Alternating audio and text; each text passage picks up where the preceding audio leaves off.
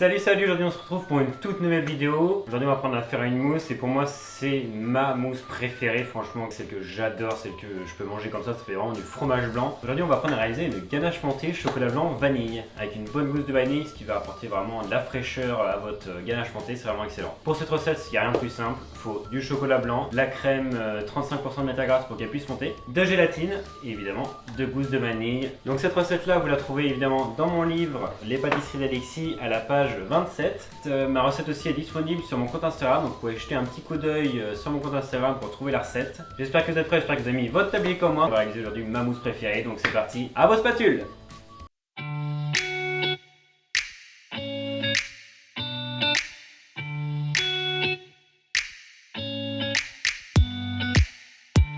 Alors donc pour cette recette de ganache montée vanille, je vais avoir besoin de 171 g de chocolat blanc, 7 g de gélatine feuille, une gousse de vanille et 700 g de crème liquide avec 35% de matière grasse. Je commence par mettre mes 3 feuilles de gélatine dans l'eau froide pour caramélisse. Et après, dans une casserole, je viens mettre la moitié de ma crème.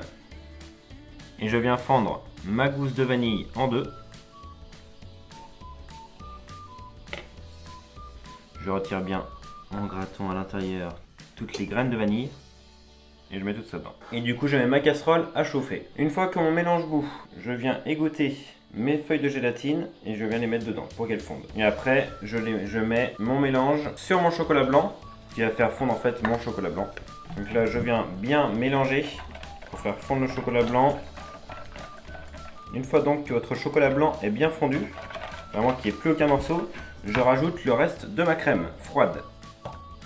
Je viens en mélanger bien partout. Et donc après je laisse ma gousse de vanille toute la nuit dans ma ganache montée pour bien que le goût se répande dans la ganache. Je viens filmer ma ganache au contact et je viens la stocker au réfrigérateur pendant 24 heures. Donc une fois la ganache montée reposée au réfrigérateur pendant 24 heures, je viens la mettre dans ma cuve de batteur.